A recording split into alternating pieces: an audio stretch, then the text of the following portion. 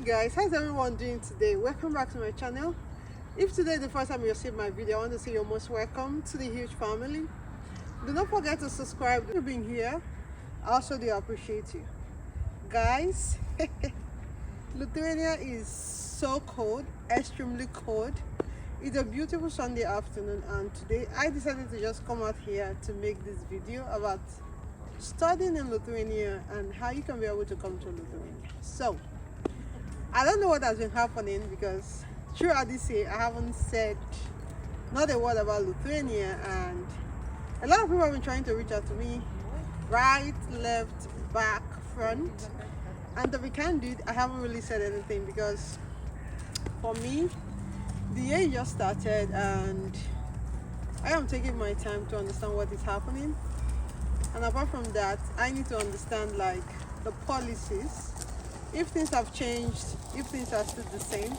Okay, as you all know, I'm living in Lithuania, and at the same time Lithuania is open to international students all over the world. Yes. So before I start what we have today, my name is Great Faith. I am from Nigeria, to be specific. I am living in Lithuania, one of the coldest countries, okay, in this part of the world or in this region. So if this is the first time you're coming across my video, you're most welcome to the huge family. Do not worry, here we talk about a lot of things, how we can be able to assist people. We do not just do how do I say, migration support for just Lithuania. We do for all parts of the world, anywhere you can be able to afford. But today I want to talk about Lithuania. How much does it cost to come to Lithuania? Is Lithuania expensive in 2025? Can you just blink your eye and come to Lithuania? What are those expenses that you need to consider when thinking about Lithuania? And how can you be able to make it for those of you coming from, let's say, Ghana, Nigeria, Cameroon? How do you do it? Where are you going to apply for your visa? How much is that tuition? What am I looking for? What am I looking at in 2025?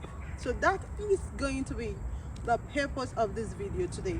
I've really not talked about Lithuania this year. I've not even said anything about their policies. I'm going to get back to those ones, but for today I just want to go right in to what we have today.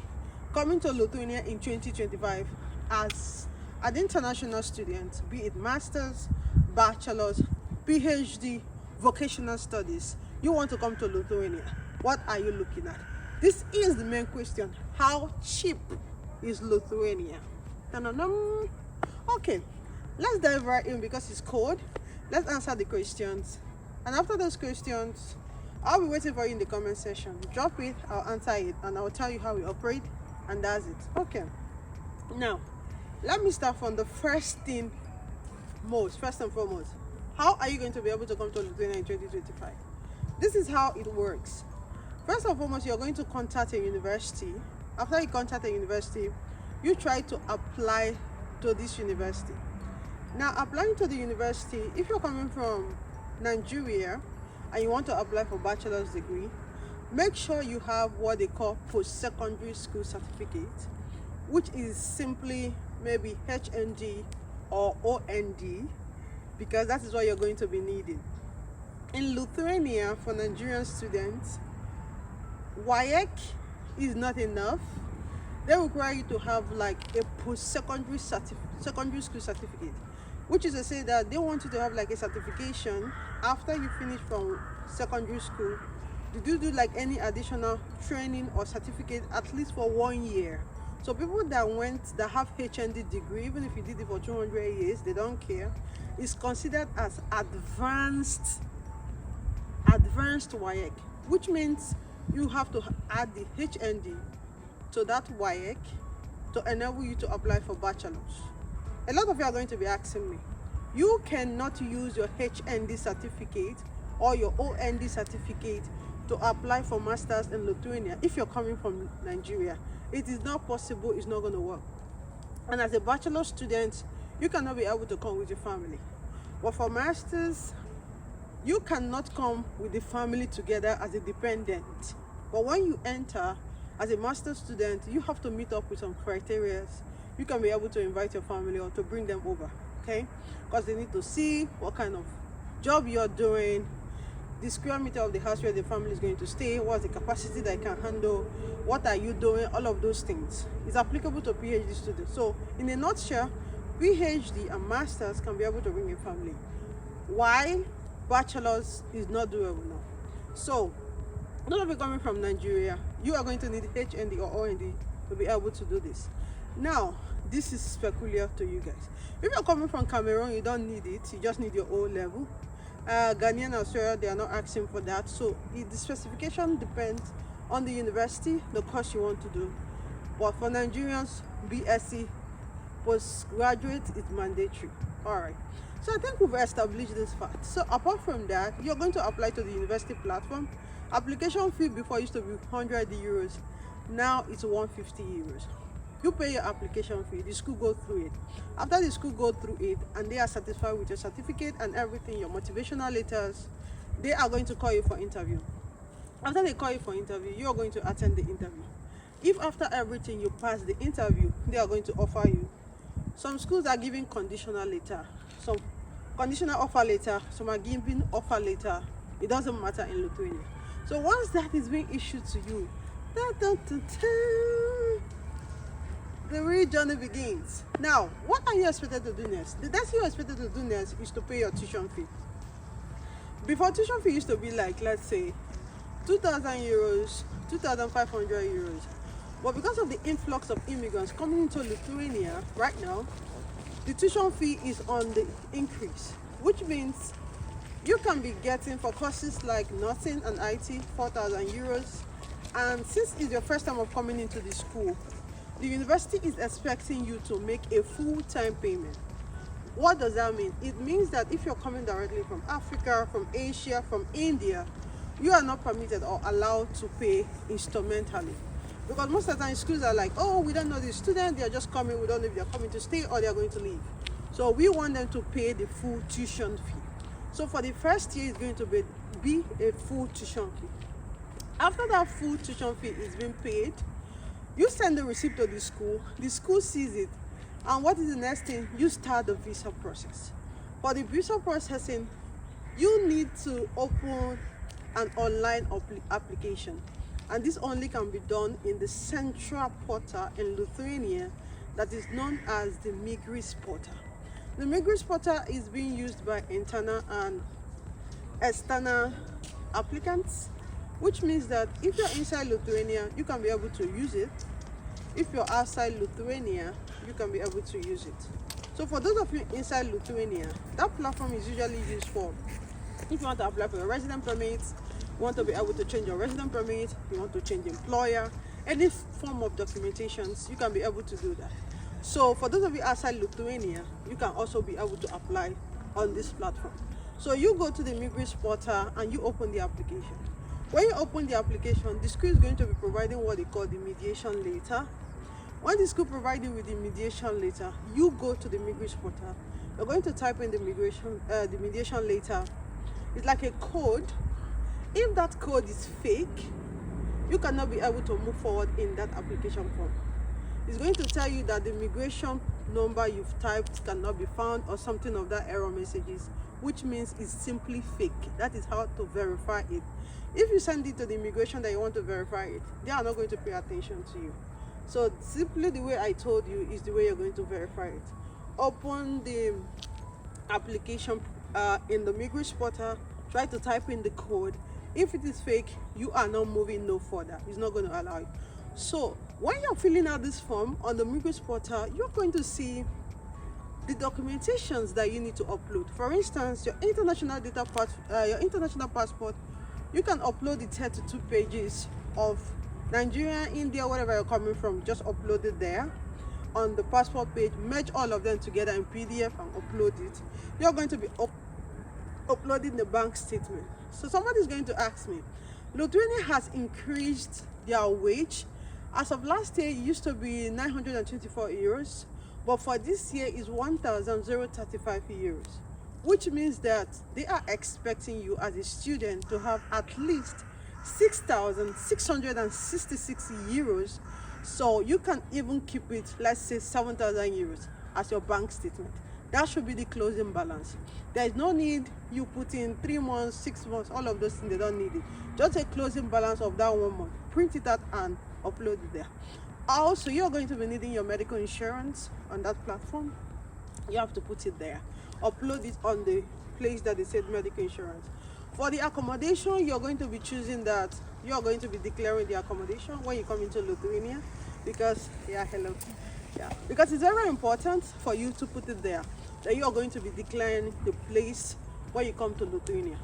Now, on that platform, you're going to see a place of personal information. After that, they will talk about your employment details. After employment details, they're going to talk about the institution that is inviting you. Maybe you're coming as a student, bachelor's, master's, or you're coming for research, PhD. There's going to be a platform for that, for you to put in all your information, put in the person of contact in your university, put their email, whatever, so that they can be able to reach out to your university if they need them. Now, another document you're going to be uploading is the police character. And do not forget, there is a new policy now. For the police character, you're going to be, for Nigerians, it's going to be 3 legalization. As of last year, it was 2. First and foremost, you're going to legalize a police character in the Ministry of Foreign Affairs in Nigeria. And also, after you legalize it, you send it down to Lithuania and legalize it in the Ministry of Foreign Affairs in Lithuania, and you upload it on your Migris portal as of 2024. In 2025, you're going to go to Ministry of Foreign Affairs, legalize your police character there, of course, send it here in Lithuania. Somebody needs to take it to the Nigerian embassy to legalize it, and legalizing it is cost 80 euros for you to be able to legalize it in the Nigerian embassy and attest it. After that, you have to take it back to your university. Your university now is the one responsible to do the legalization of the Ministry of Foreign Affairs, which means instead of 2 legalization, is now 3. Nigeria, Lithuania, Nigeria embassy in Lithuania, because of people we are providing fake police characters, and in order for them to detect it, our embassy need to attest that, oh, this police character is original, to enable the Ministry of Foreign Affairs to accept it. If you do not legalize in the ministry, if you do not legalize in Nigeria embassy in Lithuania, and you upload it on the Migris portal, it is going to be rejected. So after that is done, you submit this application. This is after you've uploaded all of these documents. And don't forget, you can also submit your application for preliminary review if you've done the both legalization. Okay, if you legalize the Ministry of Foreign Affairs in Nigeria, you can just upload and submit for them to check if everything is fine. Now, after you submit it for the specialist for the immigration to go through it, if everything is fine, you're going to get answer within 24 hours, and after which you are able to book your appointment. Nigerians, you can be able to go to South Africa to book your appointment. In order for you to go to South Africa, you need a South African visa. Okay, now we assist with South African visa. For those of you that are going to be needing that, you can come to us to help you. We also assist with the Philippines visa. If you want to go to the Philippines to submit, how are you going to know where you're going to submit? After you submit the application on the portal, it takes you to the VFS center where you have to sign up. After signing up, it gives you the provision to be able to pick your submission external service provider. So you can decide to choose the Philippines, or you can decide to choose South Africa. There's something we discovered this year while we were doing the application. When you choose South Africa and you want to apply to South Africa, you're going to see some options like temporary resident permit, student temporary resident permit. If you check for the student temporary resident permit and there is no space, choose the student, choose the temporary resident permit, the ordinary one. It's still the same thing. It allows you. It's only South Africa that have this kind of option, but for the Philippines, they do not have it. So after you choose it, what do? You book your appointment, you get your South African visa or the Philippines visa or anywhere you're going to apply in the world, and you go there. Okay. For the fact that you're applying from outside, it simply means that automatically on the system, it goes to external service provider, which means instead of 3 weeks, because you're applying from our side, it takes about a month and 1 week because it's a regular application. And when you're going to the immigration department, please, guys, before they used to take cash, policy changed again. They are not taking cash. Now you have to pay with your card, and which is about like 320 euros or thereabouts. Okay, or just keep 320 euros to 340 euros.